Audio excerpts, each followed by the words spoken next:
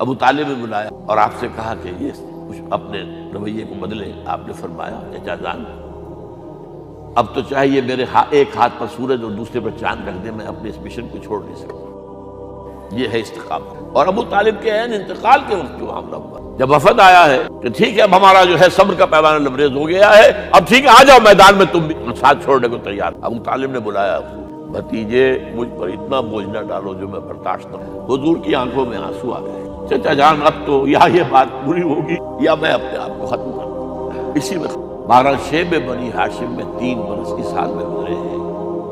Total boycott, کوئی کھانے پینے کی نہیں. کچھ لوگ تھے شریف النفس، مثلاً حکیم بن حزام تھے رضی اللہ تعالیٰ، بعد میں ایمان لے آئے. حضرت خدیجہ کے وہ رشتے دار، وہ پہاڑ پر چڑھ کر ایک طرف سے رات کی تاریکی میں، دونوں دروازے تو بند ہیں، پہاڑ پر چڑھ کر چوٹی سے نیچے اتر کر کوئی چیزیں کھانے پینے کی نہیں. کوئی اور ایک آدھ ہوگا ایسا.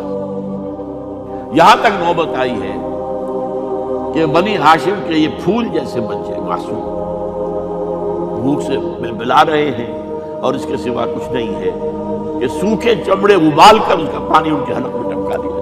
اور جو ہوا وادی طائف، جب مکے والوں نے فیصلہ کر لیا کہ آپ قتل کر دو، ابو طالب بھی فوت ہو، اب کوئی اندیشہ نہیں، کوئی خانہ جنگی شروع نہیں ہوگی، کوئی انٹرا ٹرائبل وار نہیں ہوگی، تو آپ طائف گئے ہیں. شاید وہاں کے 3 سردار تھے بڑے، اور یہ طائف اصل میں قریشی کا سمجھیے کہ یہ ان کا گرمیوں کا یہ صحت افزا مقام تھا. یہ تمام جو سردار تھے مکے کے، ان کی جائیدادیں وہاں تھی، باغات تھے، اور وہاں کے بھی 3 سردار تھے.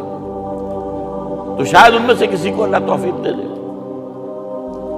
وہاں گئے ہیں اور صرف ایک ساتھ ہیں، حضرت زید بن حارثہ، حضرت ابوبکر بھی سائے کی طرح ساتھ رہنے والا بھی. وہاں جا کر جو آپ نے تینوں سے بات کی ہے، تینوں نے وہ باتیں کہی ہیں جو کلیجے کو چیر جائے. تمہارے سوا کوئی اللہ کو نہیں ملا تھا رسول بنانے. جاؤ چلے. ایک کہتا ہے فوراً چلے جاؤ یہاں سے، اس لیے کہ ہو سکتا ہے کہ تم سچے ہو تو کہیں میں تمہاری توہین نہ کر دوں، اور یہ بھی ہو سکتا ہے تم جھوٹے ہو تو جھوٹے کو میں منہ نہیں لگانا چاہتا. 3 دن کی یہ سستی، اور اس میں کیا ہو رہا ہے؟ اسٹریٹ ارچنز جو کہلاتے ہیں ہمارے ٹھوکرے گلیوں کے، انہیں اشارہ کر دیا ذرا ان کی خبر لو. اب وہ پتھراؤ کر رہے ہیں جیسے